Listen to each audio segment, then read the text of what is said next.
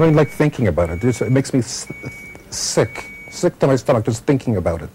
That beep signaled the end of a life-saving treatment for Rick Scroy.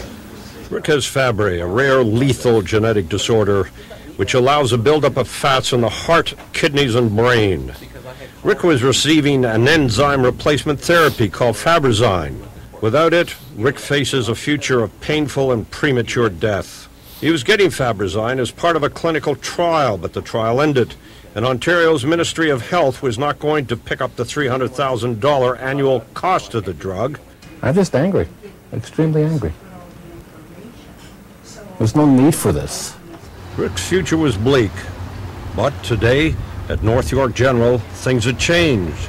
Rick was back on his therapy, Fabrazyme. Well, I'm happy to be back on. I have been going downhill. Energy level is way down. It's worse now than it was before I even started the infusions 4 years ago.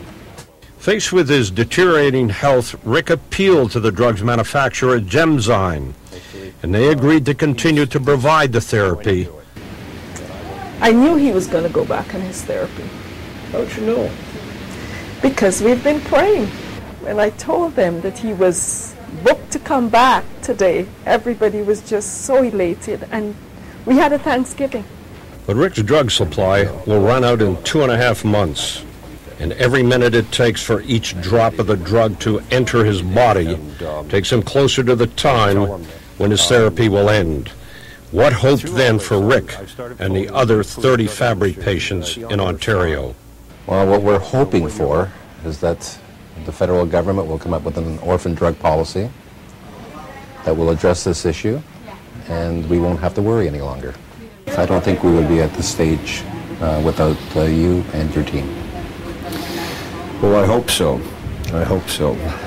Every time I see you, I want to give you a big hug. And say, hang in, we're on your side. Thank you. In October, there will be a meeting between the federal and provincial health ministers, and during that meeting, hopefully, the introduction of a national catastrophic drug program will be discussed. If that happens, it means that people like Rick who are suffering from rare genetic diseases will be assured of getting their therapy and will not have to go through the emotional roller coaster of wondering if they will or if they won't. I'm Peter Silverman for City News.